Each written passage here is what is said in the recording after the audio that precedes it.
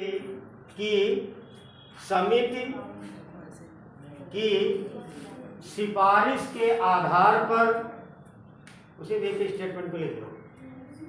NDC की स्थापना 6 अगस्त 1952 को केसी नियोगी की समिति की सिफारिश के आधार पर की गई थी।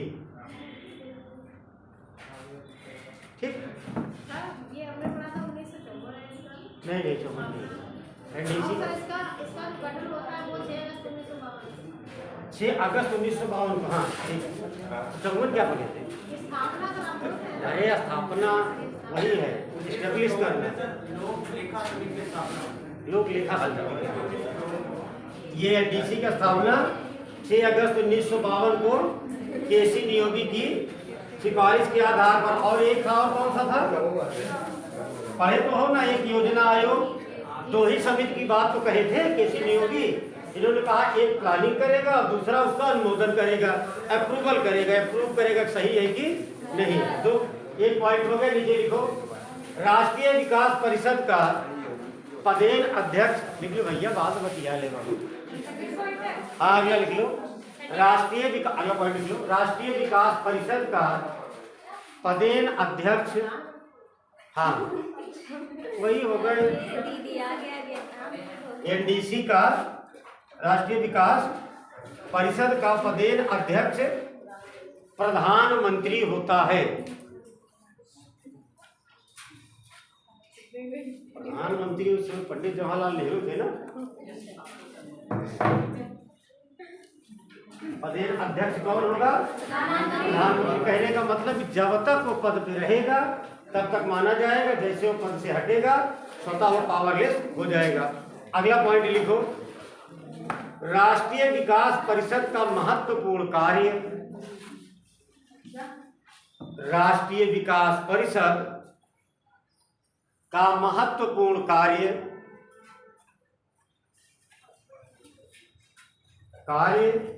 काम लगाओ। फिर आगे लिखो, योजना आयोग द्वारा महत्वपूर्ण कार्य। योजना आयोग द्वारा बनाई गई योजनाओं को अनुमोदित करना। योजना आयोग द्वारा बनाई गई योजनाओं को अनुमोदित करना अर्थात अप्रूव करना, अप्रूवल देना। ठीक है। 3 अनुमोदित करना। कितने पॉइंट हो गए? बस लिखो ना, अब सुन लो। एनडीसी का पूरा काम ये है कि योजना आयोग जो प्लान बनाएगा, जो कार्य करेगा, वो पूरी एक उसका प्रारूप, उसकी एक रूपरेखा किसको भेजेगा? एनडीसी को। एनडीसी अपने पैनल पर बैठकर उस पर विचार करेगी क्या सही है क्या गलत है। जैसे एक मामला गड़बड़ हुआ, अभी जो पैसा देने की बात आई वित्त आयोग की, तो वित्त आयोग में रिकमेंड किया था कि सबसे ज्यादा पैसा दिया जाए गोवा को। बात समझ में आई? बात गोवा छोटा सा है ना, गजट नहीं हुआ, जियो नहीं जारी हुआ था। ये कहा गया था कि गोवा में पैसा ज्यादा खर्च होता है, ठीक है, तो गोवा को पैसा ज्यादा देना चाहिए। एक बात बताओ, इतने लोग बैठे हो, जिसको ज्यादा रईसी की शौक हो और कमाई उसके पास ना हो, तो क्या उसके पिताजी उसका खर्चा वहन करेंगे? नहीं करेंगे ना। जब उनके पास साइकिल चलने के लिए है, वो किसी तरह से तुमको इस संस्थान तक भेजते, जैसे भी कुछ बच्चे बता रहे हैं कि 40-40, 50-50 किलोमीटर से आते हैं। अब वो बेचारे तो साइकिल से चलते हैं, काम करते हो, सोचते तू पढ़ लिख लो, तो तुमको लग्जरी गाड़ी कहाँ पाए? तो क्या लग्जरी गाड़ी के लिए वहाँ जियो जारी करे अलग से? ये गलत बात है। अगर गोवा वाले ज्यादा पैसा खर्चा करते हैं तो ज्यादा पैसा कमाए, भारत सरकार क्यों दे दे? इसकी रिकमेंड की गई थी। तो वित्त आयोग ने ऐसा कहा था कि गोवा को थोड़ा सा पैसा ज्यादा दिया जाए, लेकिन जब योजना आयोग ने उसकी प्लानिंग की तो एनडीसी ने खारिज कर दिया। एनडीसी ने कहा कि जो भी गाडगिल और मुखर्जी फार्मूला बना था 1969 में, उसमें यही तो कहा गया है कि जनसंख्या के आधार पर प्रत्येक राज्य को पैसा दिया जाएगा, किसी की शौक के आधार पर नहीं दिया जाएगा। तो ऐसे जैसे भी पेट का एग्जाम हुआ था, कई बार बता चुके हैं, उसमें यही प्रश्न आया था कि योजना आयोग द्वारा कोई भी प्लान बनाया जाए और उसको अंतिम रूप कौन प्रदान करता है? एनडीसी। ठीक, कितने राज्यों को क्या दिया जाएगा, कैसे क्या करना है, ये करेंगे। क्योंकि इसमें मेंबर अलग होते हैं, उसमें सारे प्रधानमंत्री के आदमी होते हैं, इसमें सारे प्रधानमंत्री के आदमी नहीं होते हैं, अपोजिशन के भी होते हैं और फिर कुछ विशेषज्ञ होते हैं विभाग के। जैसे मान लीजिए कोई लॉयर हो और अगर यहाँ पर उसे बुला लिया जाए तो तुम्हें नहीं पढ़ा सकता, लेकिन हमारे जैसे टीचरों को कोर्ट में खड़ा कर दिया जाए तो शायद बोलने से पहले सजा हो जाए, पता ही नहीं है बोलना क्या है वहाँ पे। तो सबका क्षेत्र अलग है, तो वहाँ पर जो स्पेशलिस्ट होते हैं वो बताते हैं क्यों दिया जाए। क्योंकि किसी स्पेशलिस्ट ने ही कहा होगा ना कि गोवा छोटा सा राज्य है, उसको इतना पैसा क्यों दिया जाए। मैंने बात बता दी, और टीचर की एक मर्यादा होती है बोलने की, उससे आगे नहीं बोल सकता। बाकी उनकी शौक जानते हो, राजा वाली नवाबों वाली है, 1 लाख एक दिन में खर्चा करना। यहाँ 1 लाख में तो 4-5 परिवार सर्वाइव कर जाएगा, इसीलिए खारिज कर दिया गया था। इसीलिए माना जाता है कि प्लान की जो अंतिम चाबी है, महत्वपूर्ण विभाग, वो किसके पास है? एनडीसी के पास है। कोई बाद में क्लियर करता है, पूरा प्लान बना दो, अवंत में अगर उसने मुहर नहीं लगाई तो तुम्हारा बना बनाया सब एक बेकार। जैसे तुम लोग पूरे वर्ष पढ़ो, अवंत में आयोग ने माना कि तुम पढ़े नहीं हो, तो खत्म कहानी भाई, फेल कर दिया, कहानी खत्म, फिर से पढ़ो, यही तो है। और सिविल में तो यही होता है, फिर प्री करो, मेंस करो, इंटरव्यू पहुंचो, पीछे कर दे तो फिर वही 7 की तरह करो। बजट करेंगे राज लिख लो, नेशनल डेवलपमेंट, इसका होगा नेशनल, इसका मतलब होगा डेवलपमेंट, इसका मतलब होगा काउंसिल, राष्ट्रीय विकास परिषद, एनडीसी। ठीक, चलो अब इसमें ज्यादा ना पढ़ो, वैसे भी ज्यादा पढ़ा लिखा आदमी ज्यादा पढ़ने से दिमाग भी खराब हो जाता है ना, ज्यादा ना पढ़ो। 3-4 पॉइंट है, उसमें कुछ है नहीं, ठीक है। अब आगे डालो टैक्स, जो आप तुम्हारे इसमें पढ़ा हुआ है, टैक्स यही तो पढ़ा है ना, पॉवर्टी टैक्स यही तो डाले हैं। हाँ, पहले टैक्स कहा थोड़ा सा पढ़ लो। सर बता रहे थे कल रात में आया तो उन्होंने कहा कि टैक्स, जो भी भाई देखो हम थोड़ी निर्धारित करेंगे, तुम्हारे यहाँ जो निर्धारित होगा वही पढ़ाया जाएगा, प्राइवेट संस्था नहीं। देखो एक बात सुनो, टैक्स का मतलब होता क्या है भैया, बोलो, कर। अच्छा, वैसे जैसे वो गांव गुरु में कहते हैं ना, वार, क्या पूछता नहीं है आदमी, तो बस वैसे हुआ कर। टैक्स का मतलब कर, ठीक है। देखो एक बात, भारत सरकार का अगर देखा जाए तो बहुत बड़ा एक शुल्क है जो उसे प्रदान किया जाता है या उसे प्राप्त होता है। टैक्स भारत देश में 2 तरह के लागू हुए, अब उसमें कई पार्ट हैं, लेकिन मेन होता है, जैसे सबसे पहले एक आया था वैट, जानते हो स्टार्टिंग में एक कर आया था वैट, क्योंकि कई चीज पार्ट में लगती थी राज्यों में। एक बार कहा जाता है कि सेंट्रल गवर्नमेंट का सबसे ज्यादा कमाई का जो रास्ता है क्या है? कारपोरेट।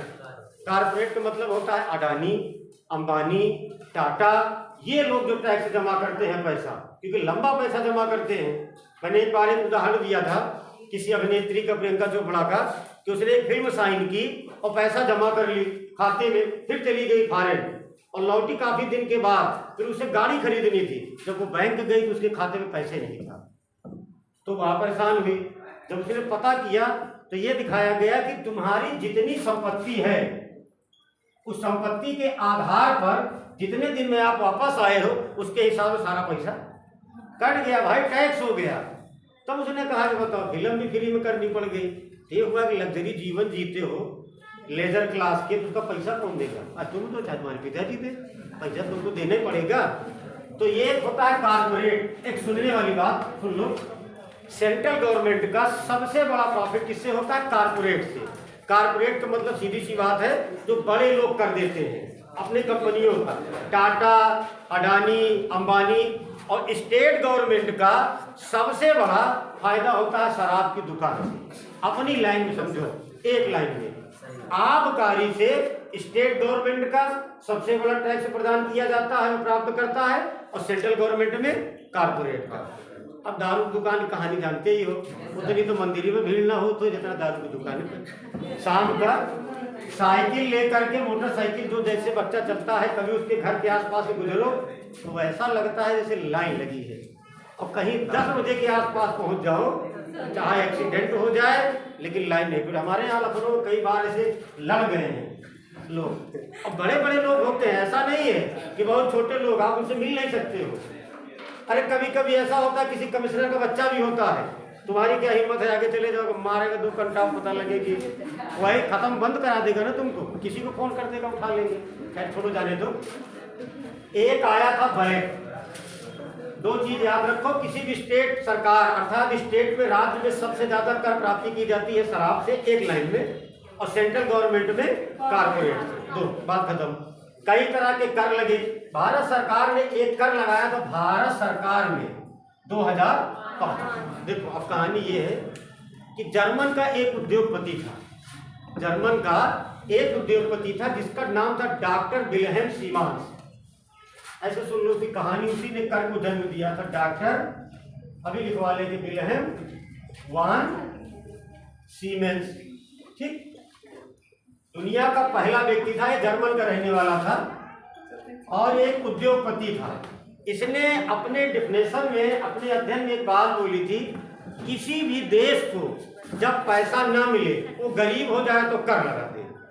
अगर कार्ल मार्क्स जर्मन का निवासी, अगर उसने पूंजीपतियों को एकदम नकाल के रख दिया तो उसने गलत नहीं किया था। एक बात बताओ, तुम्हारी शौक है राजा वाली तो कर काहे लगा दोगे? लेकिन वो उद्योगपति था, वो तो काम करेगा नहीं, अपने हिसाब से समझो। दुनिया का पहला आदमी था, एक उद्योगपति था जिसका नाम था डॉक्टर विल्हेम वान सीमेंस, जर्मन का रहने वाला था। इसने एक बात बोली थी कि कभी भी जिस देश में गरीबी आए वहां के सम्राट को कर लगा देना चाहिए, काम खत्म। ये तो चल बसे कह दिए। 1918 की बात थी, 1918 में इन्होंने कहा था, और कारण इनका कहने का था जो फर्स्ट वर्ल्ड वॉर हो रहा था। ठीक, समय बीता, कोई देश, कोई कंट्री इनकी बात को एडॉप्ट नहीं किया, न तो लिया। समय अंतराल 1954 में फ्रांस एक देश है ना, फ्रांस के सम्राट को इनकी बात समझ में आई, क्योंकि सेकेंड वर्ल्ड वॉर खत्म हो चुका था, पूरी तरह से बर्बाद हो चुके थे। तब इन्होंने एक लॉजिकली, जैसे कहते नहीं कि एक तुक्का मारना हो, लाओ फेंकते हैं, फंस गया आदमी तो ठीक है। जैसे अपने यहाँ किसान बिल था, नहीं हटाएंगे, देखते हैं क्या होता है, तो धरने बैठे तो वापस करना पड़ा। तो वैसे इसने लगाया, तो 2 तरीके से काम किया। फ्रांस की कंडीशन बहुत खराब थी 1954 में, सेकेंड वर्ल्ड वॉर के बाद, तो उसने 2 कर लगाए। एक तो बैट लगाया कहां पर, स्टेट में, ठीक, और सेंट्रल में पूरे प्रदेश में था। पूरे देश में कौन सा कर लगाया था, जीएसटी। बैट और जीएसटी लागू करने वाला दुनिया का पहला देश फ्रांस 1954 में। ठीक, और जीएसटी और बैट अर्थात कर लागू करना चाहिए, ये प्रत्येक शासना प्रमुख की रिस्पॉन्सिबिलिटी है, जिम्मेदारी है। ऐसी डिफिनेशन किसने दिया था, डॉक्टर विल्हेम वान सीमेंस ने, जो एक उद्योगपति था। ठीक, चलो छोड़ो इन लोगों की बात। 1954 में लागू हुआ। भारत देश की कंडीशन क्या हुई, दिल्ली के बगल में एक राज्य है हरियाणा, नाम सुने हो ना, 6 फीट के आदमी है, शरीर से बड़े लंबे चौड़े, दिमाग से कम एकदम। एक कहा जाता है, व्यक्ति नहीं कहता है, हम नहीं कह रहे हैं, एक अपने भारत देश में एक आया था जॉर्ज विनगेट नाम का एक क्या कहते हैं अंग्रेज आया था, और साइकोलॉजिकल था। तो उसने एक स्टेटमेंट दिया था, बच्चों को बताए होंगे। उसे वो कहा करता था, कभी भी दक्षिण वाले इंसान को, जो दक्षिण भारतीय हैं, उनको कभी फौज में न भर्ती करो। तो उससे पूछा गया था कि ऐसा आपने क्यों कहा? उसने कहा कि जो इंसान शरीर से जितना मजबूत होता है उतना दिमाग से पैदल होता है। उसने कहा शरीर से कड़ काठी से जितना आदमी ज्यादा मजबूत होगा उसका दिमाग उतना कम काम करता है। और बड़े दिमागदार आदमियों को अच्छी जगह ले जाओगे तो जो आज़ादी हमको इनको 500 साल के बाद देनी, हमें कल देनी पड़ जाएगी। और पूरे भारत देश में सबसे ज्यादा समझदार कहाँ के आदमी हैं? दक्षिण भारतीय। इसीलिए दक्षिण भारतीयों को किसी भी तरह से सेना में भर्ती न किया जाए। एक प्रश्न जो आयोग ने पूछा था कि भारत देश में स्वतंत्रता अर्थात रिवोल्ट के समय सबसे ज्यादा आदमी कहाँ के मरे थे? अवध और बिहार के। बात समझे? जब भी रिवोल्ट हुआ भारत देश का, सबसे ज्यादा कहाँ के आदमी मरे थे? बिहार और अवध के। जॉर्ज विनगेट के अनुसार सबसे मूर्ख आदमी कहाँ रहते थे? अवध और बिहार में। उसने सभी को भर्ती कर लिया, किसमें? सेना में, और वहां के लोगों को भर्ती नहीं किया। उसने कहा ये लोग रहेंगे तो गड़बड़ कर देंगे। ठीक, और चलो हरियाणा, अब हरियाणा की बात हो रही थी ना, हरियाणा राज्य में पैसे की कुछ कमी आई। जैसे कि बजट पेश करता है मुख्यमंत्री, उसकी जिम्मेदारी होती है, तो वहां के पर्सनल व्यक्तिगत मुख्यमंत्री ने एक लॉजिक लगा करके वैट लागू किया, जो फ्रांस में लागू हुआ 1954 में। तो उसने कहा चलो लागू करते हैं, देखते हैं इसमें फर्क क्या पड़ता है। और एक बात मैंने बताया कि आदमी जो अकल से मोटा है तो दिमाग में लगाया कि नहीं, तो दिमाग लगाया नहीं। अब वैट उनके यहाँ लागू हो गया, और वैट लागू हुआ तो वैट चल गया एकदम पूरी तरह से। 10 रुपए का मंजन 12 रुपए का। अरे आदमी समझदार सोचता है कि मार्कर 1 रुपए का था 1.5 कैसे हो गया। बेवकूफ आदमी कहेगा अरे 1 रुपये बहुत जा रहा, जाने दो। अगर 1.5 रुपए कहे तो कहेगा जाने दो। कभी देखते हो बड़े बड़े जो माल होते हैं वहां पे रेट क्या होता है? 999। 1 रुपया जानते हो ना? 1 रुपया तुम लोगे ना, मांगोगे ना वो देगा। वही 1-1 रुपया करके सोचो। अगर मान लीजिए टाटा, जानते हो ना, सुई से लेकर हवाई जहाज बनाने वाली कंपनी है टाटा। एक व्यक्ति 1 रुपया छोड़ा, मात्र 1 रुपया, तो बताओ कि दिन भर का कितना टर्नओवर होगा उसका। कहने का मतलब ये है कि रतन टाटा का एक स्टेटमेंट था, जब एक केबीसी में प्रश्न पूछा गया था कि भारत देश में पहली बार कौन सा उद्योगपति था जिसने चार्टर्ड प्लेन चलाया था, अपने आप बुलाया था रतन टाटा। तो उन्होंने अपने इंटरव्यू में कहा था कि वही 1 रुपये से हम भारत देश के समस्त कर्मचारियों का वेतन देते हैं। देखो इतनी बड़ी बात उन्होंने खुलासा किया, फिर भी हमारे समझ में नहीं आया। जैसे हम लोग चले आते हैं, बस अब एक बस से आए हैं, 154 रुपया किराया हुआ है, नहीं दिया, 5 रुपये पकड़ा दिए हमने। अब 1 रुपया मांग भी नहीं पाए। कहानी तुमको हम भले बताएं दुनिया भर की। अब हमारे जैसे 10 आदमी के 10 रुपया। अब वो तो दुकान क्या कहते हैं, कंडक्टर समझदार है, बहुत ईमानदार नहीं है, पोस्ट में ले जाके जमा नहीं करेगा। लेकिन जहां तुम्हारा डायरेक्ट पैसा जाता है तो ढेर पैसा हो जाता है, इसीलिए उसका रेट होता है 199, 1799। उसका 1 रुपए का लॉजिक ये होता है कि ना तो 1 रुपया मांगोगे ना वो तुम्हें देंगे। ठीक है। अब यहाँ पे चलो हरियाणा सरकार वर्तमान में वैट को लागू किया कब? 2004 में। ठीक, सुनो, अटल बिहारी की सरकार रही, हरियाणा के मुख्यमंत्री ने वैट लागू कर दिया पूरे हरियाणा में। 1 साल के बाद जब उन्होंने बजट पेश किया तो बजट उनका प्लस में रहा। ठीक, हरियाणा के पास में कौन सा है? दिल्ली। दिल्ली भारत देश की राजधानी है, ये जानते हो। ऐसा भी कह सकते हो हरियाणा तक की बात दिल्ली तक पहुंची। दिल्ली में उस समय प्रधानमंत्री रहे डॉक्टर मनमोहन सिंह। 1 साल के बाद मनमोहन सिंह ने ये लॉजिक लगा लिया कि ये काम बड़ा बढ़िया है। हरियाणा सरकार ने वैट लगाया और जो सामान 1 रुपए का था वो 1 रुपया 10 पैसे का हो गया, और किसी भी इंसान को तकलीफ भी नहीं हुई, और 10-10 पैसा करके बहुत ज्यादा पैसा इकट्ठा कर लिया। छोटा सा राज्य कितनी जल्दी अपने आप को सर्वाइव कर गया। तो तत्काल में मनमोहन सिंह ने एक मीटिंग अरेंज कराई, और उन्होंने भारत देश में संसद से एक वैट एक्ट पारित करवाया, जिसे नाम ही उसका है वैट एक्ट 2005। उस एक्ट का नाम ही है। तो एक प्रश्न आता है तुम्हारे लिए कि भारत देश में वैट सर्वप्रथम कहाँ लागू हुआ? हरियाणा में। भारत देश में वैट एक्ट कब आया? 2005 में। आने का कारण यही है कि पहले हरियाणा में लागू हुआ, हरियाणा में सफल हुए, तो सेंट्रल गवर्नमेंट ने 2005 में पारित किया। ये एक्ट बनने के बाद इस एक्ट को सर्वप्रथम किस राज्य ने अपनाया था? आंध्र प्रदेश ने। तो भारत देश में वैट एक्ट बनने के बाद वैट लागू करने वाला पहला राज्य आंध्र प्रदेश। और ऐसी नॉर्मली किस राज्य में वैट सर्वप्रथम लागू हुआ था? हरियाणा में। सबसे बाद में वैट कहाँ लागू हुआ था? उत्तर प्रदेश। कारण मायावती की सरकार थी, मायावती ने कहा कि मुझे वैट समझ में आ नहीं रहा कि आखिर इसमें है क्या। बाद में फिर अपना लिए थे समय अंतराल। बात समझ में आई? चल, यही है इसका, और कुछ नहीं है। अब बाद में जानते हो वैट में थोड़ा सा विवाद होने लगा। कारण क्या था कि वैट जो था राज्य स्तर का कर था, इसीलिए मोदी जी ने सब कहानी खत्म कर दी। फिर क्या लागू कर दिया? जीएसटी। अब तो दोगे भाई। पैसे का एक बात यह है कि सरकार पैसा कहाँ से पाएगी? और तुम लोग को पूरी सुविधा चाहिए वीआईपी, तो पैसा तुम्ही से लेगी, कहाँ से उसके पास पैसा है? चलो लिखो। अब एक चलो आगे है कि वैट डाले हो ना, बैट ऊपर लिखे हो बैट, फिर यहाँ लिखो BAT बैट, जैसे डैश करो। हाँ, बैट पे लिखो वैल्यू एडेड टैक्स, वैल्यू यही तो होगा फुल फॉर्म ना, वैल्यू एडेड टैक्स। फिर उसके आगे चाहे ब्रैकेट में लिखो चाहे से हिंदी में लिखो मूल्य वर्धित कर, मूल्य वर्धित होता है कि वर्धित होता है?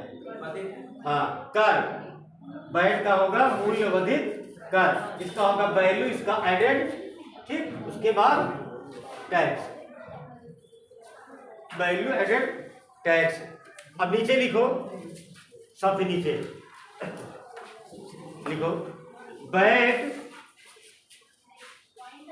हाँ पॉइंट करके लिखो बैट एक प्रकार का, बैट एक प्रकार का कर है, एक प्रकार का कर है जिसे सर्वप्रथम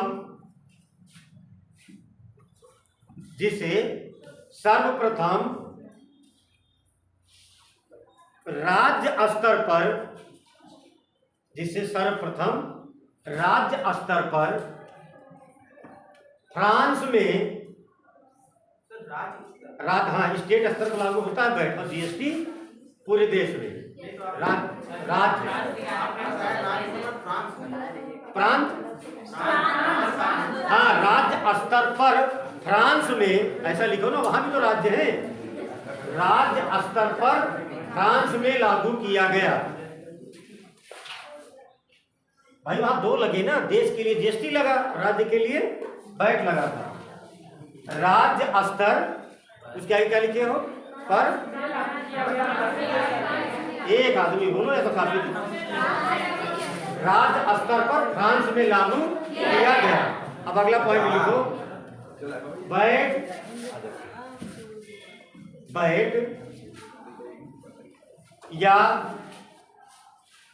किसी प्रकार का कर, बैट या किसी प्रकार का कर लागू करने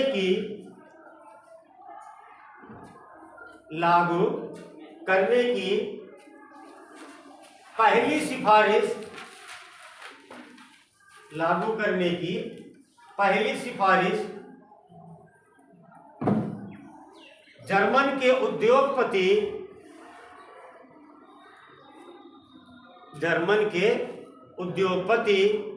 डॉक्टर विल्हेम वान सीमेंस, डॉक्टर विल्हेम वान सीमेंस, क्या लिखे हो स्टेटमेंट बताओ, एक मिनट, किसी प्रकार का क्या लिखो, बैट या कर लागू करने की पहली सिफारिश जर्मन के उद्योगपति डॉक्टर विल्हेम वान सीमेंस द्वारा प्रदान की गई थी।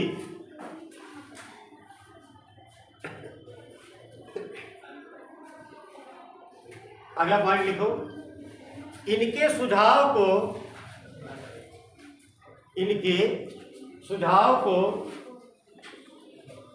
1954 में,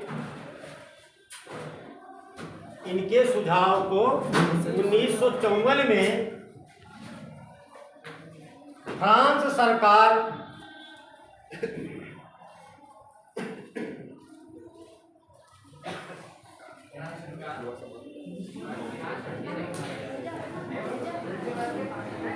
क्या लिखे हो, इनके सुझाव को 1954 में फ्रांस सरकार मंत्रिमंडल के डायरेक्टर, फ्रांस सरकार फिर कामा कर लेना, मंत्रिमंडल के डायरेक्टर या निदेशक मॉरिस, ऐसे लिखना, मॉरिस लॉर द्वारा, हाँ मॉरिस लॉर ऐसे लिखते थे इंग्लिश में, Maurice Laure, SLORE, Maurice Laure द्वारा लागू किया गया। मॉरिस लार द्वारा लागू किया गया। अब इसको लिखाने का मतलब था, एक पेपर में, एक प्रैक्टिस सेट में हमने देखा था, पूछा गया था कि वैट को दुनिया में किस वर्ष लागू किया गया, तो एक ऑप्शन में था फ्रांस 1954, ठीक। और उनके यहाँ ऐसे जीएसटी का भी है, जीएसटी भी वो लोग लागू कर दिए थे, ठीक है। देने के बाद ये और लागू करने वाले उनके पूरे मंत्रिमंडल में एक डायरेक्टर थे जिनका नाम था मॉरिस लार। उन्होंने रिकमेंड किया था कि सही है, जो वान विल्हेम सीमांस ने कहा है वो बात बिल्कुल सही है। कितने पॉइंट हुए हैं इसमें? अब आगे लिखो, आगे करके भारत डालो, भारत। अब विश्व करना जानो ज्यादा, भारत पे डाल दो, नीचे एक पॉइंट करके लिखो, पहले ऊपर हेडिंग डालो भारत, नीचे लिखो भारत में वैट 1 अप्रैल, भारत में वैट 1 अप्रैल 1900 सॉरी क्या है 1 अप्रैल 2005, 5 पहले लिखो बताएं, भारत में है ना, भारत में वैट 1 अप्रैल 2005 को सर्वप्रथम आंध्र प्रदेश राज्य में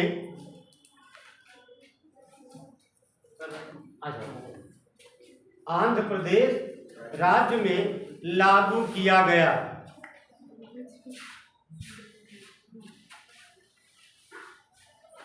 अब नीचे लिखो, यह कर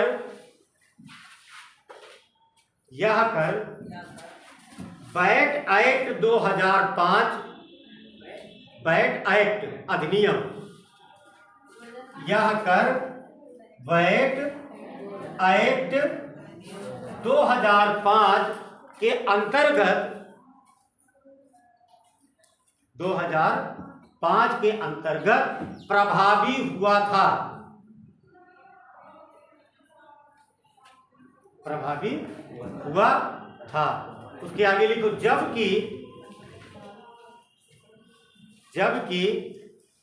वैट को एक्ट नहीं लगाइएगा, वैट के लिखिएगा, जबकि वैट को सर्वप्रथम हरियाणा सरकार ने, जबकि वैट को सर्वप्रथम हरियाणा सरकार ने अपने राज्य में प्रभावित किया।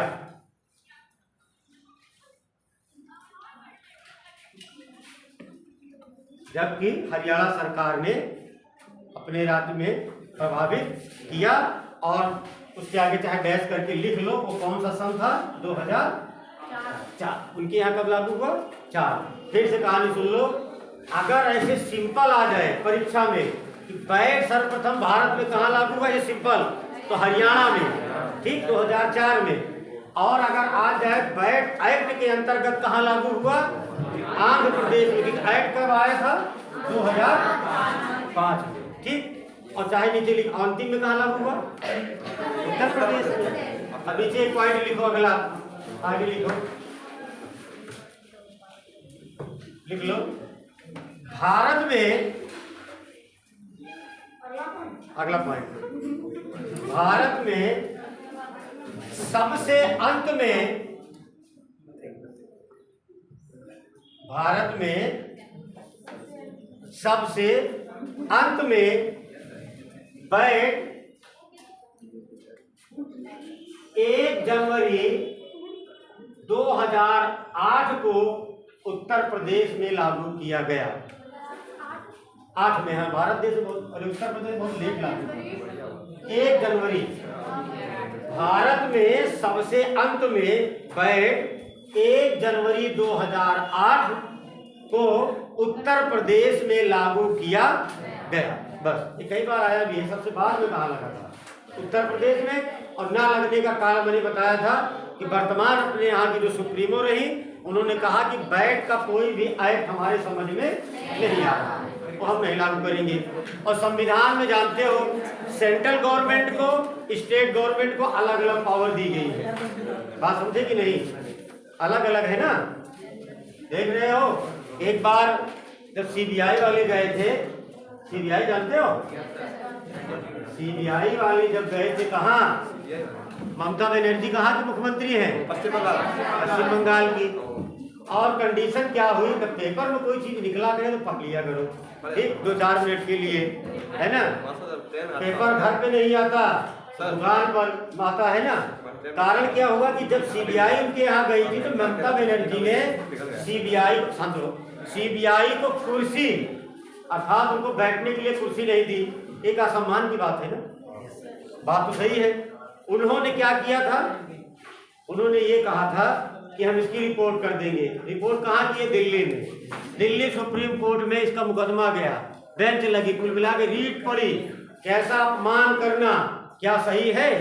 तो वहां पे जानते हैं संविधान के अनुसार एक डिफिनेशन आई थी कि जो स्टेट का मुखिया होता है वो कौन होता है? सारे लोगों के चुना गया आदमी, अर्थात वहां स्टेट के बहुमत दल का नेता। अब पूरे बहुमत दल का नेता वही होगा, कहने का मतलब जनता के द्वारा जो चुना गया व्यक्ति है वो सभी लोग अपने में मिलकर किसी एक आदमी को सीएम बनाते हैं। ये सही है। और ममता बनर्जी ने कहा कि हमको सीबीआई जैसी संस्था की आवश्यकता हमारे स्टेट को नहीं है, तो सीबीआई को लगा तो उनकी बेइज्जती हो जाएगी। लेकिन संविधान के अनुसार ये है कि संविधान में ये कहा गया है कि देश में वही नियम बनेगा जो नियम लोगों के लिए लाभकारी होगा। बात समझे?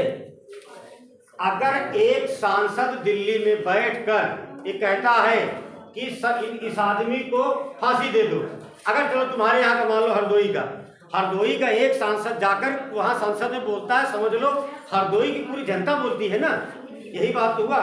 तो ममता बनर्जी जो स्टेटमेंट देगी समझो पूरा पश्चिम बंगाल दे रहा है, यही बात हुई। यही डिक्लेरेशन बताई गई कि वहां के सुप्रीमो ने कहा कि जो जांच कराई जा रही है सही नहीं है, क्योंकि जांच उनके खिलाफ नहीं थी।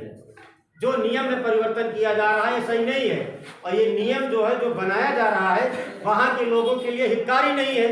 और उसके बाद भारत की सुप्रीम कोर्ट ने उसे असंवैधानिक घोषित कर दिया। आ जाओ, और सीबीआई शून्य हो गई। इसीलिए वो हेडिंग छपी थी कि राज्य सरकार के राइट्स ने, अधिकार ने जगह दी गया।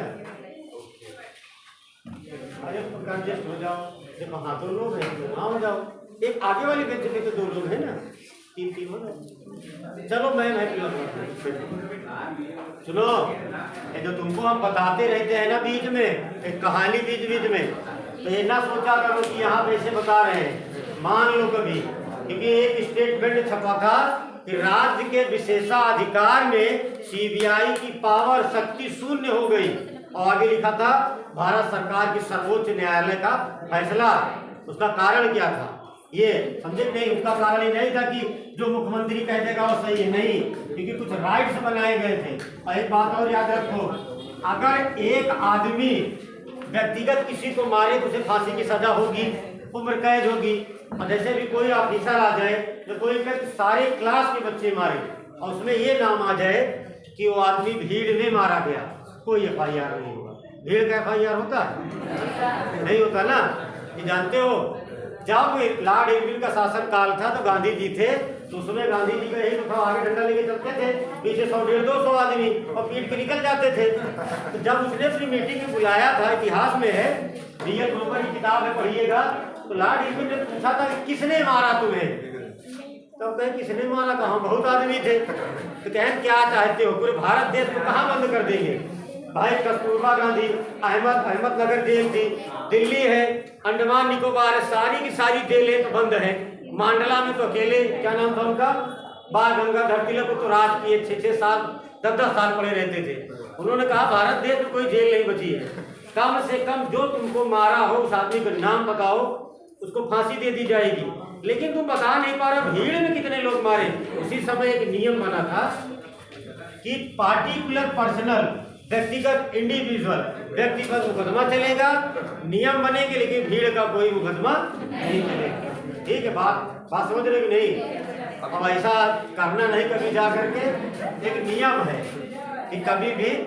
और दूसरी चीज, अरे पढ़ते नहीं हो, कभी कभी देखो देते हैं उसमें कि अगर मान लो तुम ऑफिसर हो जाओ, कभी इंटरव्यू पूछा जाता है ना कि मान लो तुम ऑफिसर हो जाओ, किसी गांव चले जाओ, वहां के सारे आदमी तुम्हारे ऊपर टूट पड़े, तो तुम्हारा राइट्स क्या है या तुम्हारा क्या अधिकार क्या है, तुम्हारा अधिकार जानते हो क्या है?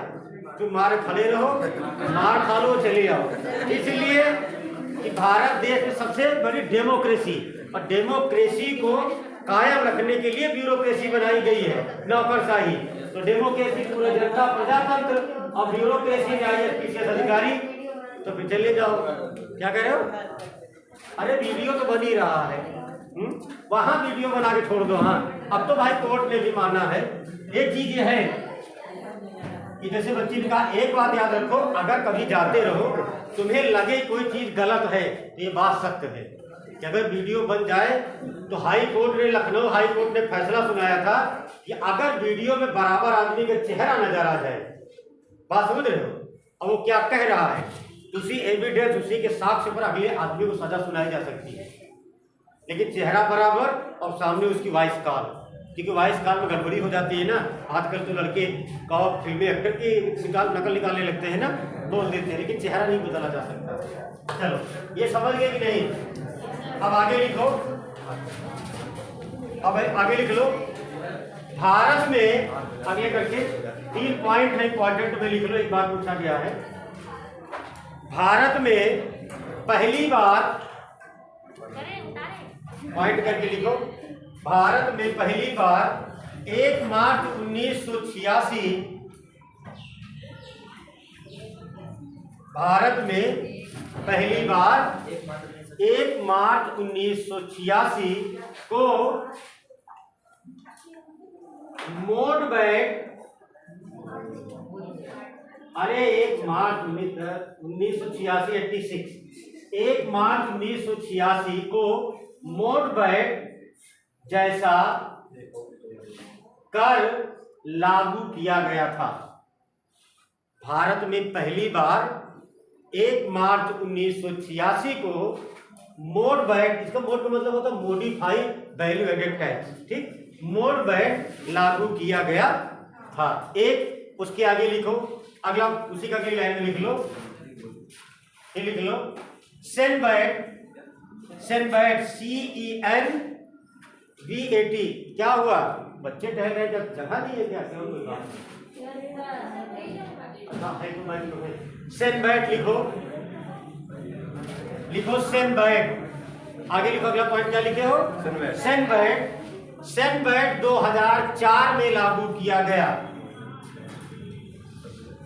सेनबैट 2004 में लागू किया गया।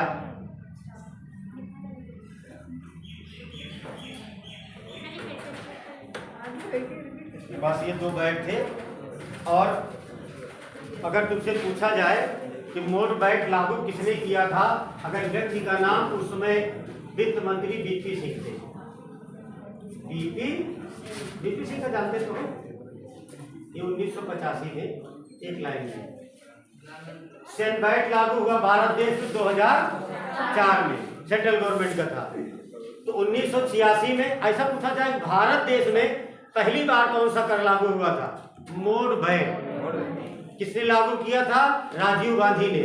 और इसकी रिकमेंडेशन, इसकी सिफारिश किसने की थी? वर्तमान वित्त मंत्री थे VP सिंह। तो VP सिंह ने कहा कि लागू कर दो मॉडिफाई, इसे क्या कहा जाता है? Value added tax. उसके बाद 2004 में क्या लागू किया गया? सेनबैट, इसे कहा जाता है सेंट्रल वैल्यू एडेड टैक्स 2004। अब सुनो, ऐसे कहीं लिख लो, चाहे जहां लिखे हो कि मोडबैट जब लागू हुआ तो वित्त मंत्री कौन थे? VP सिंह। अब इसको लिखाने का एक मतलब था, सुनो, परीक्षा में आया था बैट, सेनबैट और क्या था? मोडबैट। आयोग ने पूछा था इसको क्रम से सुमेलित करिए, कौन सा बैट कैसे कब लागू हुआ था। तो अब मालूम है ना कि पहले मोडबैट लगा, फिर सेनबैट लगा, फिर बैट लगा है, ठीक है, ये है उसका। चलो, हाँ, वो 1 अप्रैल को लगा था और सेनबैट 1 जनवरी को लगा था 2004।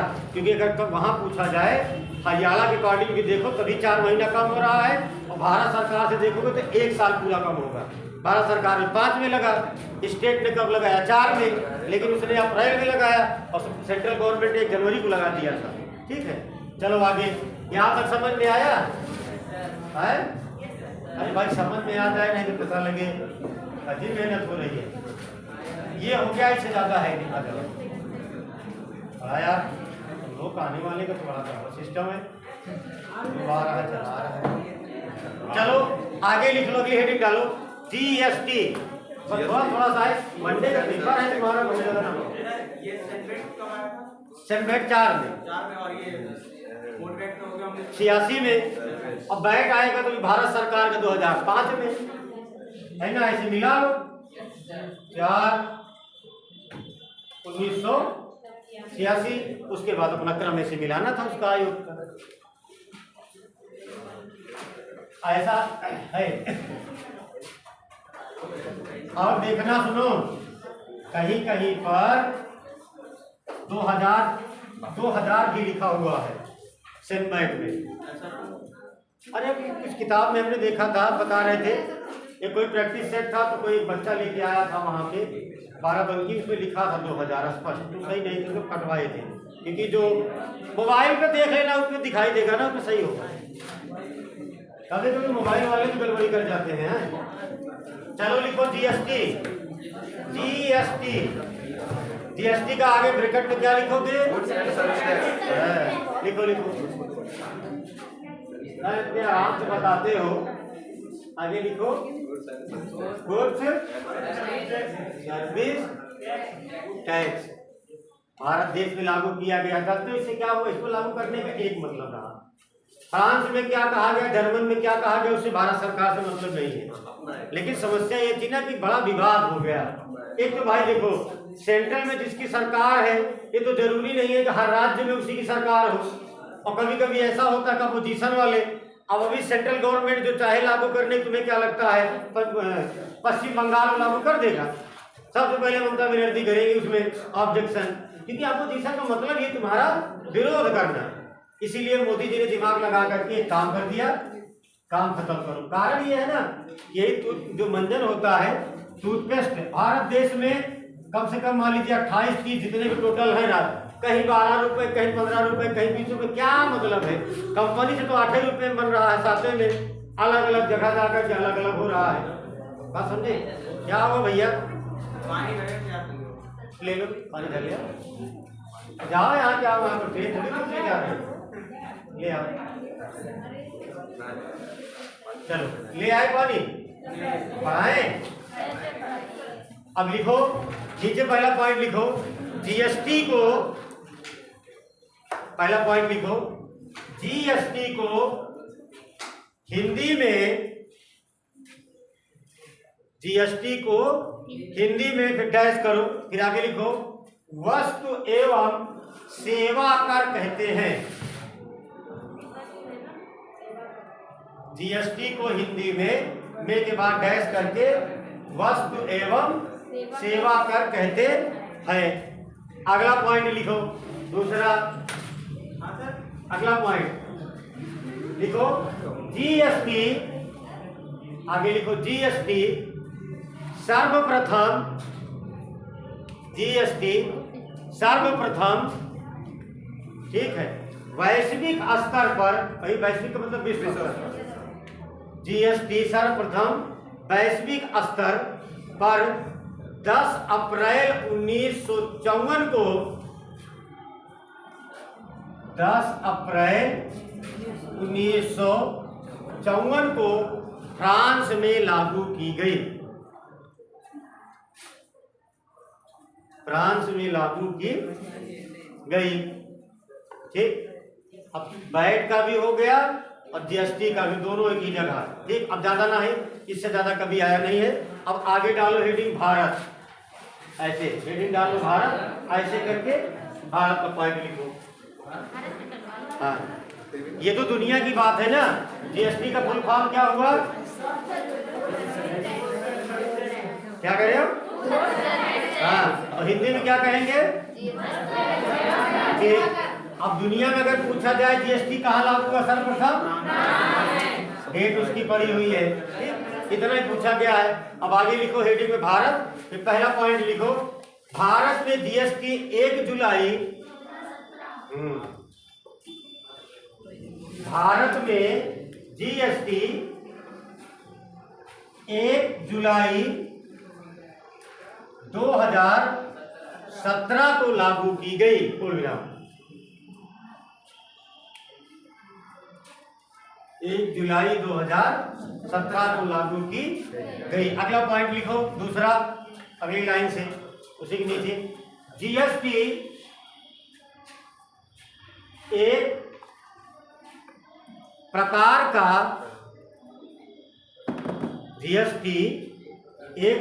का अप्रत्यक्ष कर है। जीएसटी एक प्रकार का अप्रत्यक्ष कर है। इसको ऐसे याद कर लो, पूछा गया है परीक्षा में कि जीएसटी किस प्रकार का कर है, अप्रत्यक्ष कर है। आगे लिख लो, भारतीय राज्यों के अंतर्गत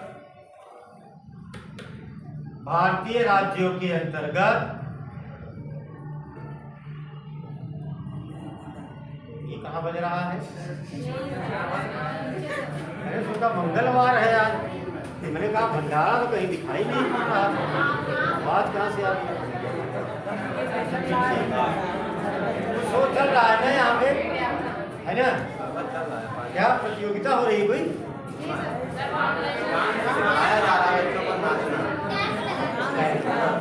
चलो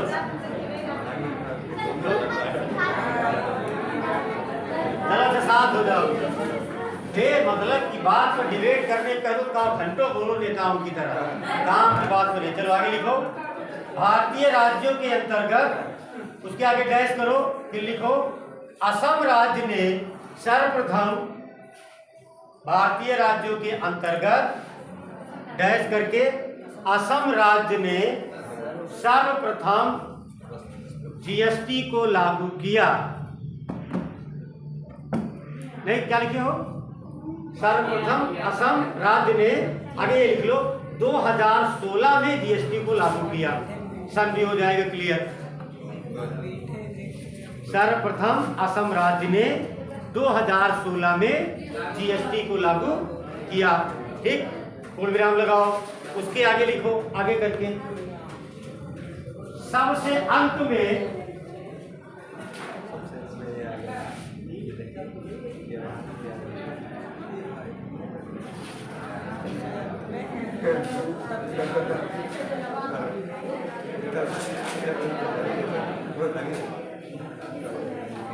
क्या लिखे हो? जाने लगते हो, 2 मिनट बाहर चले जाओ। क्या लिखे हो?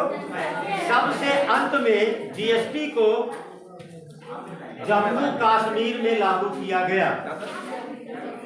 सबसे अंत में जीएसटी को जम्मू कश्मीर में लागू किया गया। ठीक, जम्मू कश्मीर में लागू किया। ठीक है, ये बहुत बाद में लागू हुआ है। और जम्मू कश्मीर हमें लगता है 2019 हो गया था क्या? उसमें देखो मोबाइल 19 है, डेट नहीं पता है, क्योंकि बहुत विवाद हुआ था तब लागू हुआ है। पहले कहाँ लागू हुआ? असम में। 2019 में कहाँ लागू हुआ? अरे देखो, मोबाइल लिए हो, फिलहाल गलत नहीं होगा, देख लो एक बार। तुम्हारा मोबाइल में नहीं ढूंढ पाएंगे इतनी जल्दी का। लिखो जीएसटी, आगे लिख लो जीएसटी जम्मू कश्मीर में कब लागू हुआ?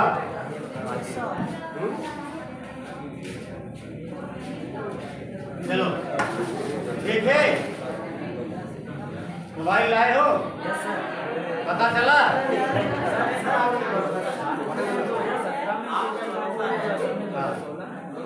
देखो बच्चे ने पूछा, 1 मिनट, ने कहा कि हाँ 2000 नहीं, हमको मालूम है तुम्हारे मोबाइल में दिमाग कितना तेज काम करता है। कभी कभी देखते हो कि रात में, दिन में, एक बार सुनो, कभी कभी मोबाइल पर ऐसा होता है कोई चीज अपडेट कर दी जाती है, सवेरे गायब हो जाती है। कभी ये सोचा करो कि मोबाइल पर लिखने वाला इंसान है ना, ऐसा कैसे मान लेते हो कि जो उसने लिख दिया वो सही है? इसीलिए जब तुम्हारे आयोग का आंसर आता है तब तुम्हारा मोबाइल फेल हो जाता है। बात समझ रहे हो?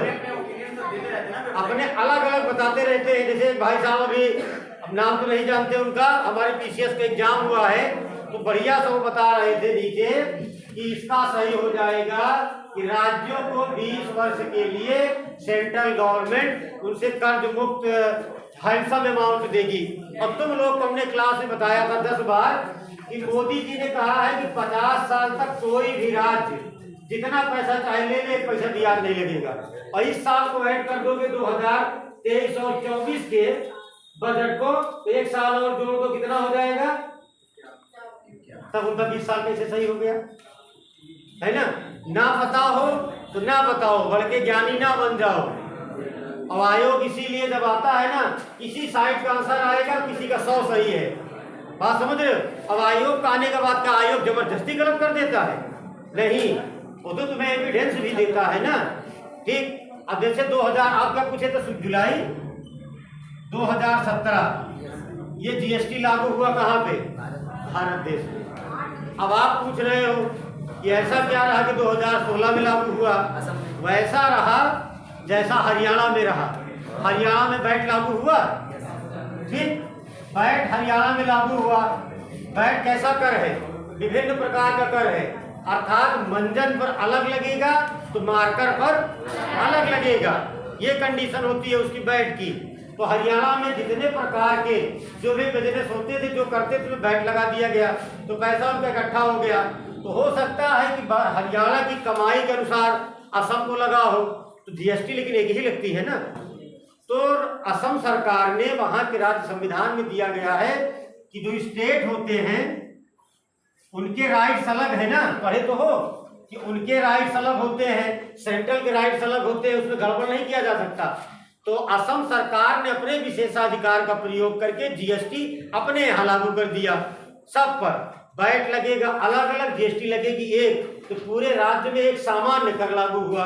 तो वो समझदारी फिर आई, असम में फायदा हुआ, फिर बात दिल्ली तक पहुंची। तो फिर अरुण जेटली के दिमाग को उपज रही, उन्होंने कहा कि जीएसटी को क्या किया जाए, पूरे भारत देश में लागू किया जाए। देखो, भारत के संविधान में मुख्यमंत्री को अलग पावर दी गई है, प्रधानमंत्री को अलग। ये तो कहा जाता है कि भारत देश एक संघात्मक राज्य है ना भाई, पूरे राज्यों का संघ है। लेकिन कहीं कहीं तो एक आदमी को भी राइट दिया गया है कि आप यहाँ ऐसा कर सकते हो, आप उनके बिना सहयोग के ऐसा काम कर सकते हो, है ना। बात समझे कि नहीं? एकात्मक शासन कहाँ है? ब्रिटेन में है। भारत में संघात्मक है, लेकिन कहीं कहीं एकात्मक है। जैसे राष्ट्रपति के कुछ राइट्स हैं, जैसे तीनों फोर्सों का कमांडर इन चीफ होना, उसमें किसी संशोधन की आवश्यकता नहीं है। और संघात्मक का मतलब है कि कोई भी जजमेंट अगर कर रहा है, जैसे प्रधानमंत्री करेगा तो पूरे सभी लोगों से पूछेगा, अरे तो पॉलिटी का है मैटर, लेकिन बना तो उसी से सारी चीजें हैं। ये कहा जाता है भारत संघात्मक होने के बावजूद एकात्मक क्यों है कि कहीं कहीं अकेले भी राइट्स दिए गए हैं ना। क्षमादान वाले किसी से नहीं पूछता। चलो, क्या लिखे हो इसमें? जीएसटी वहां लागू की गई और जम्मू कश्मीर में सबसे बाद में। देखो, वैट लागू हुआ हरियाणा, अंतिम उत्तर प्रदेश, और जीएसटी सर्वप्रथम असम में, उसके बाद जम्मू कश्मीर। बस 4 दाई हम बोले, 4 दाई तुम सुने। अब हमें नहीं लगता है पढ़ना पड़े तुम्हें घर पर, और अगर पढ़ना पड़ा तो लानत है तुम्हारी जिंदगी पर। जितने लोग बैठे हो याद हो जाना चाहिए। अब आगे लिखो, एक पॉइंट लिखो, भारत में जीएसटी लागू करने का, अब आगे स्टेटमेंट लिखो, भारत में जीएसटी लागू करने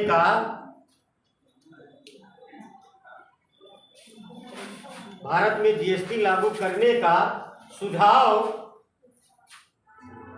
मैंने जानते हो, सलाह ना, सुझाव 2002 में गठित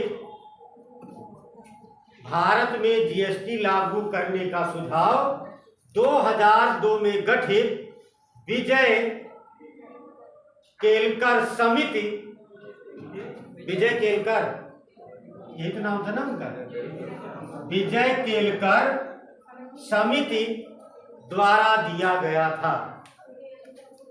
विजय केलकर, भारत में क्या लिखे हो, जीएसटी लागू करने का पहला सुझाव 2002 में किसके द्वारा दिया गया था, विजय केलकर के द्वारा। याद रखना कि पूछा जाए कि भारत में जीएसटी लागू करने के लिए किस समिति ने अपनी रिकमेंड की थी, एक ऑप्शन रहेगा विजय केलकर समिति। ठीक, जैसे एक राजा चेल्लैया की समिति है, नाम सुने हो, राजा जे चेल्लैया है ना, राजा जे चेल्लैया समिति, जानते हो, इनकी समिति थी कर लगाना, टैक्स लगाना। जब इन्होंने कहा था ना कि भारत देश में सारी चीजें ऑनलाइन कर दी जाएं और सब पर टैक्स लगा दिया जाए, तो बड़ा खराब लगा था लोगों को। अगर पूछा जाए कि कर लगाने की बात किसने कही थी, तो राजा जी चिल्लैया ने कभी लिखवा देंगे, और उस समय लोगों को बहुत खराब लगा। आज की डेट में सोचो, यही बैठे हो, कुछ बच्चों के दिन बताया जिसका उदाहरण दिए थे, यही बैठे हो, इतनी धूप है, ठीक। अब मान के चलो ऐसे जब मुड़ोगे, क्या कहते सिनेमा चौराहा है ना, तो वहां पे कपड़े की दुकान होगी, खाने की दुकान होगी, फल की दुकान होगी। इतने अपाहिज हो गए हो, जितने लोग हो, मान लो उसमें हम भी है, समझ लो मंगा ले, यहाँ से मोबाइल से भेज दोगे 50 रुपए दर्जन केला, वर्तमान में आज का रेट है, अभी मोबाइल अभी मोबाइल से तुम ऑर्डर करो, यहाँ तक लाने का कम से कम 57 रुपया लेगा, ठीक। 7 रुपया किसकी जेब से जाएगा, तुम्हारे, तुम्हें वो 7 रुपया नहीं खलेगा। राजा चिल्लैया, उनका नाम था प्रोफेसर राजा जे चिल्लैया, उन्होंने भारत सरकार से रिकमेंड किया था कि भारत देश का आदमी दिमाग से ज्यादा सोचने लग रहा है, समझ रहे हैं, और उसके जो हाथ पांव हैं वो शिथिल हो गए हैं, उससे काम नहीं करता। अगर वो 200 रुपए 1 घंटा में पैदा करेगा या आधे घंटे में, तो सोचेगा कि अगर 1 घंटा में यहाँ रुक जाएंगे तो 1000 रुपया मिल जाएगा या 200 रुपया मिल जाएगा, तो यार वो काम क्यों करें। अब कहें यही उसका सोचना किसी और के लिए रोजगार दे देगी, लेकिन उसका शरीर शिथिल हो जाएगा, वो बेकार हो जाएगा, अपाहिज हो जाएगा। तो सरकार ने कहा तुम्हारी रिपोर्ट, तुम्हारी रिकमेंडेशन भारत देश में लागू नहीं की जाएगी। अरे किसी के ऊपर कर लगाना, तो उन्होंने कहा सर मान लीजिए मेरी एक बात, जितनी चीजें सब ऑनलाइन कर दीजिए। आदमी इतना बेकार हो गया है, अपाहिज हो गया है, घर से निकलना नहीं चाहता, पैसा खर्चा कर देगा, और उसका फार्मूला बिल्कुल सटीक बैठा। 7 रुपया वो केले वाला ले लेगा, बड़े आराम से दे दोगे, ठीक। और जानकारी के लिए, लखनऊ में कई बार ऐसा हुआ है कि जो जूता ऑर्डर किया जाता है, एक हमारे मित्र थे, वो जूता ऑर्डर करे, जूता मिला उनका 2000 रुपए का, और जूता आया कहाँ से, 4 बाग से। जूते की कीमत 600 रुपए, क्योंकि उनके बगल में एक पार्टनर रहते थे हमारे मकान के, वो सेम जूता लेके आए वहीं से। तो कहने रहे यार ये तुम्हारी क्वालिटी अलग है, हमारी क्वालिटी अलग है, हमारा 2000 का क्या, तुम्हारा 600 का। बाद में जब पता किया गया तो उनको रात में बारात जाना था, रैंडम में अटेम्प्ट में उन्होंने जूता ऑर्डर किया, जूता सही 4 बाग के रोड पे जो भी दिखता है उसमें का ला करके दिया था, 1400 रुपये चले गए पानी में, उनके हाथ मल के रह गए। क्वालिटी वही, दिखता वही, तुम्हें वापस करना है कर दो। लेकिन जब उनको जानकारी ये हुई तब तक चिड़िया चुप गई थे उनका, बहन के बाबूजी 4 बारात हो आए थे, अब तो वापस भी नहीं होगा। फायदा नुकसान दोनों है। इससे फायदा ये है कि ज्यादा कमाने वाला जो आदमी होता है व्यक्ति, उसके लिए जिसके पास समय नहीं है उसके लिए तो सही है कि उसका सामान घर आ गया। 1000 कमाया तो किसी को 7 रुपए देने में दिक्कत नहीं है, लेकिन जो आदमी राजा हो, नवाब हो, नाम अकेल का नवाब हो, कमाना धमाना कुछ नहीं है, वो 7 रुपया ज्यादा देगा तो गड़बड़ है कि नहीं है। तो वो उनका फार्मूला सही बैठा था। ये हम कहानी किसी और तरह सुना दी, लेकिन कहा जाए टैक्स लगाना, लोगों के सामान के ऊपर टैक्स लगा के और सामान होम डिलीवरी करना, इसकी रिकमेंडेशन की थी, किसने की थी, प्रोफेसर जे राजा चिल्लैया ने। 2000 में उनकी समिति बनी थी और सही रहा। बात समझे। अब तो बीच में बात याद आ गई तो बता दिए, मान लो कभी पूछा जाए तो गलत ना हो भाई। क्या कह रहे, इनका नाम है पूरा प्रोफेसर राजा जे चिल्लैया। कहने वाले देखो नाम भैया अलग अलग होता है। अरे होंगे कहीं गांव भर रहा होगा, अपना नाम लिखते रहे होंगे, बाबा का नाम हो सकता है राजा रहा हो, ऐसे हो सकता है, जे का मतलब इनके पिताजी का नाम रहा हो, और चिल्लैया उसमें मतलब सोच लो इनका नाम ही नहीं रहा हो। मैंने एक बात कहा कि जो तुम्हारे यहाँ कहा जाएगा जरूरी नहीं है दक्षिण में वो कहा जाए। मैंने बताया ना, बस इतना मैंने ये सब लोग को बताया था। यहाँ का नवाब और ब्रिटेन का गद्दार आदमी बराबर होता है। उत्तर प्रदेश में किसी आदमी को नवाब कहो तो कहा जाता है ऐसा कोई आदमी जो मुस्लिम शासक हो। मुस्लिम शासक को क्या कहा जाएगा? नवाब। और ब्रिटेन में नवाब उसे कहा जाता है जो अपने सरकारी पद पर रहकर अपने पद का दुरुपयोग किया हो, और तुम्हारी भाषा में दलाल। एक मिनट, वहां कोई जा रहा हो नवाब तो बड़े आराम से देखने लगोगे, नवाब साहब जा रहे हैं, और बगल वाला क्या कहेंगे? नवाब है।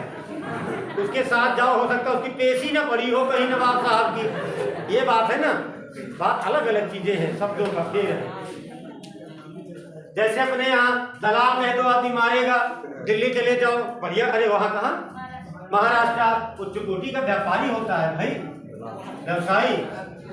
तो इनके यहाँ भी कोई शब्द रहा होगा। चलो आगे लिखो, लिखेगा क्या हो, लाइन कट जाती है।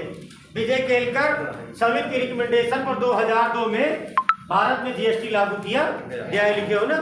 अगला पॉइंट लिखो दूसरा, उसके आगे जीएसटी का प्रारूप, जीएसटी का प्रारूप उसका जो डिजाइन किया गया था। आगे लिखो, जीएसटी का प्रारूप बंगाल के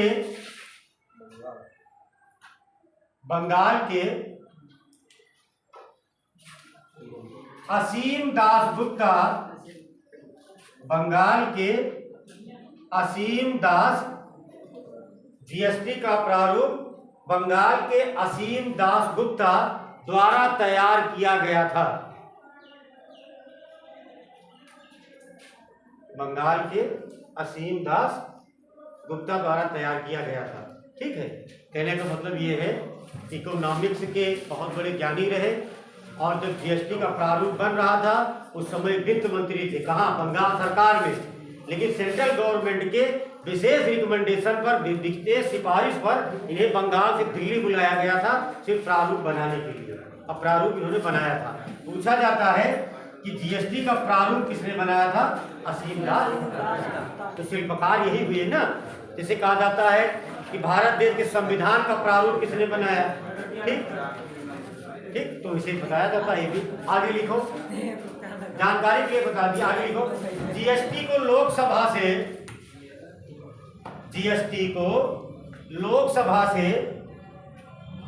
6 अगस्त 2016, जीएसटी को लोकसभा से 6 अगस्त 2016 तथा राज्यसभा से 3 अगस्त 2016 को पारित किया गया। 6 अगस्त 2016 को लोकसभा से, ठीक, और राज्यसभा से। ये तुम्हारा जो मोबाइल है ना, ये तुम्हारा डाटा मैच नहीं करेगा, तुम्हारी किताब मैच करेगी। ये वाला डाटा इसीलिए लिखवा दिए अलग है। हाँ, ये उसमें अब पूछो कहाँ से पता चलता है? जब आयोग को ये मालूम पड़ जाए कि मार्केट में इतनी किताबें हैं, सबके डेट अलग अलग हैं, तो वो सवाल तुमसे जरूर पूछेगा। अब बाद में वो क्लियर करेगा। क्यों? क्योंकि वो पता है कि कंपटीशन कम हो गया। 5 सवाल ऐसा डाल दो जिसका मार्केट में आंसर गड़बड़ है, 100 में से मेरिट कितनी हो गई? 95। 5 क्वेश्चन तो गए, कोई नहीं कर पाएगा ना। अब 95 कॉपी जचेगी, इतने बड़े ज्ञानी तो है नहीं, सब 80 कर लेंगे। ये 5 को वो सही करता है। तो आयोग ने जो सही किया है बाद में, उसमें स्टेटमेंट आया था ऐसा, जीएसटी का प्रारूप ऐसा लिखा गया था, जीएसटी का प्रारूप असीम दास गुप्ता के द्वारा तैयार किया गया। एक दूसरा, लोकसभा से जीएसटी को 6 अगस्त 2016 को पारित किया गया। फिर नीचे लिखा गया था 5 अगस्त 2016 को राज्यसभा से पारित किया गया। इसमें सही कौन सा है? तो ही सही हुआ। बाद में अपने एक्सप्लेनेशन में आयोग ने लिख दिया था कि 3 अगस्त 2016 को राज्यसभा, 6 अगस्त 2016 को लोकसभा, और असीम दास गुप्ता द्वारा डिजाइन किया गया। ये दूसरे मान लिया, क्लियर हो गया ना? बस चलो। जब आयोग में कोई अगर संशोधन होता है तो एनसीईआरटी हाँ, वो आयोग देगा कैसे? एनसीईआरटी, क्योंकि 25 लोग 25 प्रोफेसर होते हैं। 25 प्रोफेसर की एक सोसाइटी होती है, एक समाज सोसाइटी क्या कहोगे, एक कम्युनिटी होती है उनकी, बैठे होते हैं, वो आंसर निकालते हैं। वो 11 महीना से तक यही तनख्वाह इसीलिए लेते हैं, पेपर बनाना, पेपर में पूछा क्या जाना है, आंसर कहाँ से लाना है, उनका काम है यही है। उनसे गलत नहीं होता, क्योंकि वो एक बात सुनो, देखो एक बात पति की याद आ गई। भाई बतियाओ ना, ज्यादा ज्ञानी ना बन जाओ यार। देखो क्या बताने वाले थे, एनसीईआरटी, जैसे तुमने कहा एनसीईआर, इसका काम क्या है? इसका काम है सिलेबस, भारत देश में सिलेबस तैयार करना। ठीक, ये क्लियर है। लेकिन क्या एनसीईआरटी जो लिखेगा सब सही है? इसकी भी होता है ना, एक होता है, संस्था होती है कैब। देखो पढ़ोगे तो पढ़ा देंगे, नहीं तो तुम्हारे जानकारी के बाहर का है। हमें इतने बताया गया है कि टैक्स पढ़ा दो उनको पॉवर्टी जाकर, ठीक है, गरीबी तो वैसे झेल रहे हो, पढ़ लोगे, टैक्स पढ़ा दिए, ठीक है। भारत सरकार की एनसीईआरटी जो विभाग है, ये सीबीएसई बोर्ड कहा जाता है। पूरे भारत देश में कौन सा पाठ्यक्रम लागू किया जाएगा ये तैयार करेगा। लेकिन पाठ्यक्रम में सारे पॉइंट सही है गलत है, इसका अनुमोदन कौन करता है? CABE, इसका फुल फॉर्म होता है central advisory board of education. इसके मेंबर होते हैं। कभी कभी पूछा जाता है कि योजना आयोग द्वारा अनुमोदन किसके द्वारा किया जाता है? एनडीसी के द्वारा, अरे राष्ट्रीय विकास परिषद के द्वारा। तो वैसे एनसीईआरटी द्वारा तैयार किया गया कोई डाटा किसके द्वारा अनुमोदित किया जाएगा? कैब के द्वारा, central advisory board of education, इसके मेंबर होते हैं। इसमें बहुत बड़े विद्वान होते हैं, ज्यादातर यूनिवर्सिटी से रिटायर्ड प्रोफेसर होते हैं। इसमें वो बताएंगे कि डाटा सही है कि गलत है। तब वो जो यहाँ से जो चार्ट आता है, सीधा वो चार्ट कहाँ जाता है? कमीशन, आयोग उसके हिसाब से आंसर निकालता है। ऐसा नहीं है, नहीं तो हमारे तुम्हारे जैसे ढेर आदमी रोज हाई कोर्ट पहुंच जाए रिटेल लेके, ठीक है, आंसर ये नहीं है, सही है। और वो जो कहता है किसी की सुनता नहीं है। एक बात को सुनेगा, नीचे लिखा रहता है कि आप कोई एनसीईआरटी की किताब ला कर आकर हमको बता दीजिए कि यहाँ पर ये लाइन लिखी गई है और हमने गलत लगाया है। एक इसमें तो मान लेता है कभी बी का सी हो जाए, या ए का बी लगा दे। भाई वृद्ध होते हैं वो लोग भी, लगाते समय इधर हो जाता है। जब इतने अभी तुम लोग को 100 नंबर का पूरा आंसर दे दिया जाए, अब 2 दिन का समय दिया जाए, विश्वास रखो 100 का 100 तो नहीं कर पाओगे, चाहे 2 ही प्रश्न गलत हो जाए। अगर रट्टा मार लो तो भी कि इसका ये सही होगा, इसका ये सही होगा, तो वो आदमी कितना याद करे। चलो आगे लिखो। 8 सितंबर 2016 को 8 सितंबर 2016 को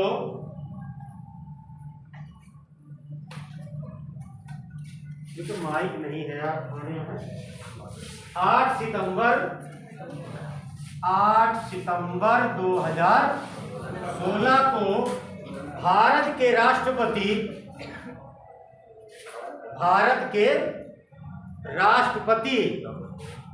8 सितंबर 2016 को भारत के राष्ट्रपति के आगे ब्रैकेट में लिख लो, पढ़ो। अरे मान लो, हाँ भाई, कभी पूछा जाए कि जीएसटी जब लागू हुई तो उस समय भारत देश के प्रधानमंत्री राष्ट्रपति कौन थे? तो 8 सितंबर 2016 को भारत के राष्ट्रपति प्रणब मुखर्जी, ब्रैकेट में लिखिए, उसके आगे लिखो राष्ट्रपति द्वारा मंजूरी प्रदान की गई। ये जानते हो ना, राष्ट्रपति जब मंजूरी देगा तभी वो नियम बनता है भारत देश में। 8 सितंबर 2016 को भारत के राष्ट्रपति द्वारा मंजूरी प्रदान की गई। ठीक, सितंबर ऐसे बीता, फिर अक्टूबर आया, नवंबर, दिसंबर है, 17 में लागू हुई।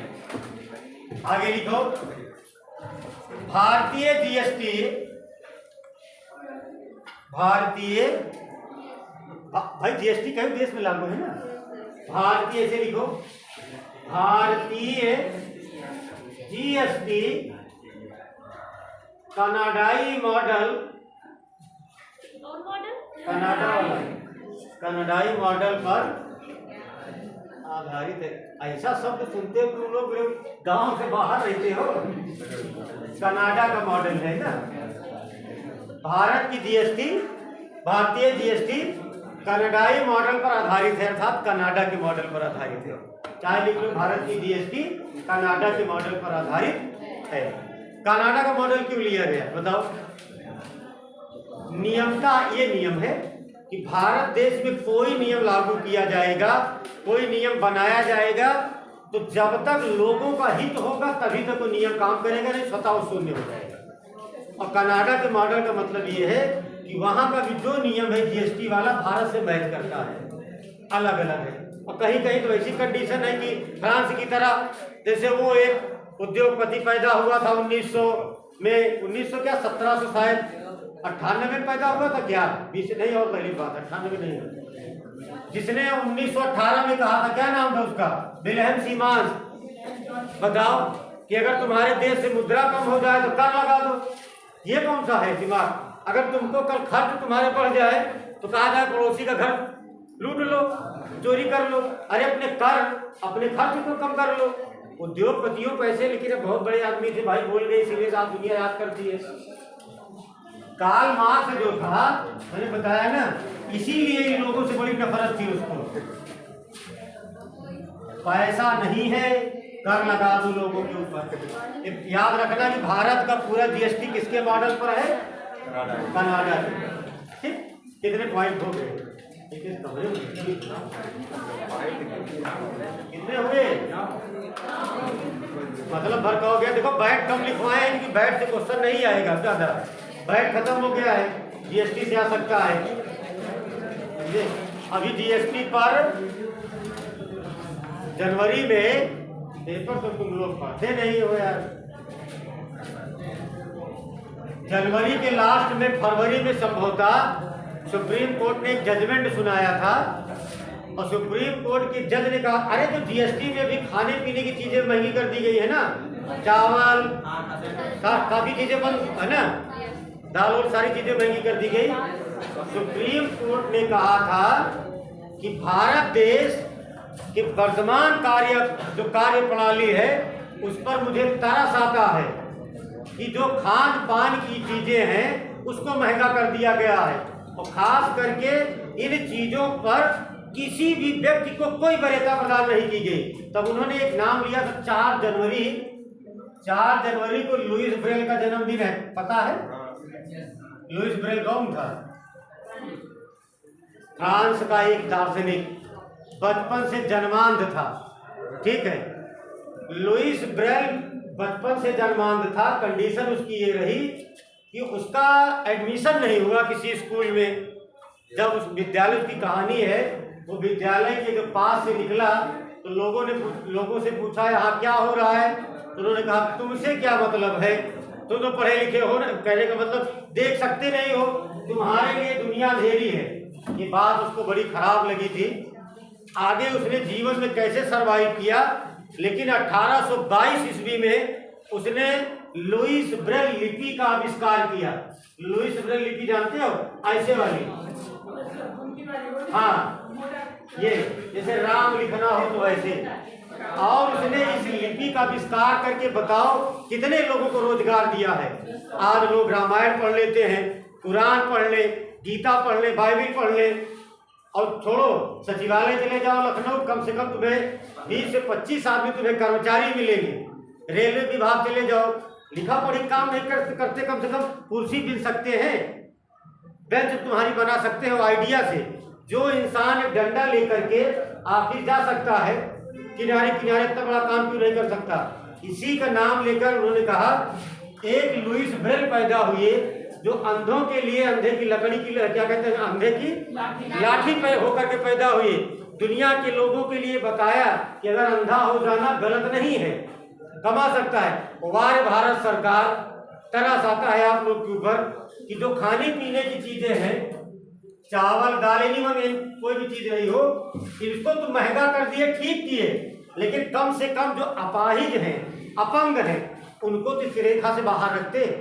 फिर बाद में सुप्रीम कोर्ट में जजमेंट में ये सुनाया कि न्यायपालिका संविधान में लिखी गई बातों के अनुसार कार्य करेगी और न्यायपालिका और संविधान में संशोधन करने की पावर कार्यपालिका और व्यवस्थापिका को है।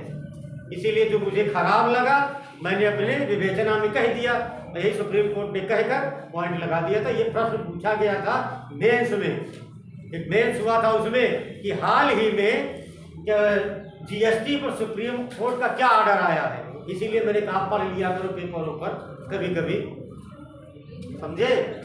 और कहीं मिलेगा नहीं, क्योंकि इतना मैगजीन में भी नहीं छपता है। ज़्यादा पढ़ोगे ना तो दिमाग बहुत तेज काम करता है। कभी सोचते हो एक IAS ऑफिसर होने के बाद इंसान जो किताब इतिहास भूगोल नागरिक शास्त्र सब पढ़ता है, क्या काम आता है? नहीं आता। उसे किताबें इतनी क्यों पढ़वाई जाती हैं? क्योंकि कहा जाता है जितना ज़्यादा वो किताबें पढ़ेगा उसका दिमाग तेज काम करेगा, और जिसका दिमाग ज़्यादा तेज काम करता है वही तो स्ट्रेट फॉरवर्ड जजमेंट करेगा। भाई लॉर्ड कॉर्नवालिस ने एक स्टेटमेंट बोला था ना कि भारत देश में कलेक्ट्रेट एक ऐसा पद होगा, उसका जजमेंट इस तरह होगा कि एक राजा के म्यान से तलवार निकालकर किसी की गर्दन को वध करने में जितना समय लगे उससे पहले एक कलेक्टर अपना जजमेंट सुना दे। इतना फास्ट काम करना चाहिए। और अगर तुम्हारे भारत देश में ऐसा कोई इंसान है तो बता दो, कलेक्टर हम उसको बना देते हैं। कोई नहीं, इसीलिए उसने कहा ना कि नीचे से चपरासी से लेकर वहां तक तो भारतीय रहेंगे और पूरे जिले का एक मालिक होगा जिसका नाम होगा डिस्ट्रिक्ट मजिस्ट्रेट। वो आएगा कहाँ से? ब्रिटेन से। तुमको पढ़ाए थे ना जमींदारी प्रथा वाले, ओल्ड रूल सोसाइटी वाले पढ़ाए थे तुमको। हाँ, उसी में उसने बोला था इतनी बड़ी पावर होती है। आगे लिखो, अगला पॉइंट लिखो, जीएसटी लागू। अगला पॉइंट लिखो, टाइम कितना हो जाता है? मार डालो तुम्हारी की ध्यान। जीएसटी लागू करने वाला भारत, जीएसटी लागू करने वाला भारत विश्व का, जीएसटी लागू करने वाला भारत विश्व का 161वां देश है, 161। ये जो जीएसटी लागू हुआ, अब पहले कहाँ लागू हुआ? फ्रांस। अगर यही प्रश्न आ जाए कि भारत देश जीएसटी लागू करने वाला 161वां देश है, तो निम्नलिखित में से जीएसटी लागू करने वाला प्रथम देश कौन सा है? पहला और अंतिम याद करो। अरे अंतिम को मतलब अपने यहाँ का, और अभी जीएसटी और कहीं लागू हुआ होगा, हमें भी नहीं मालूम है कि कनाडा में तो पहले लागू हो गया था, कई जगह लागू हुए हैं। आगे लिखो, एक पॉइंट लिखो और आगे, अनुच्छेद 279, ऐसे लिखो। हमारे यहाँ तो बच्चे बड़े कंफ्यूज हो जाते हैं इंग्लिश और हिंदी वाले। अनुच्छेद 279A ऐसे करके लिखो, ऐसे आप लिखिए। लिखो, अनुच्छेद 279A के अंतर्गत,